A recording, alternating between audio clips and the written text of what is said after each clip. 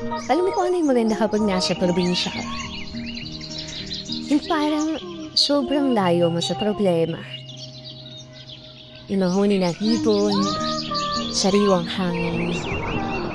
Na kahit sobrang bigat ng paramdam mo, kapag naranasan mo tong mga to, biglang mawawala na. Yung mga gandang tanawin, tapos yung palaya na ginawa ng palaruan ng mga kaibigan mo. Sarap talaga mumuhi sa probinsya, no? Yung parang talagang napakalayo mo sa problema. Yung parang napakalayo mo sa malupit na sistema ng mundo. Na kapag nasa probinsya ka, mararamdaman mo talaga yung halaga ng sarili mo kaysa sa iba. At nababasabi ka na lang na there's no place like home or like probinsya. At ikaw na nanonood nito ngayon, masaya ako at naparamdam ko sa'yo ang pamumuhay sa isang probinsya.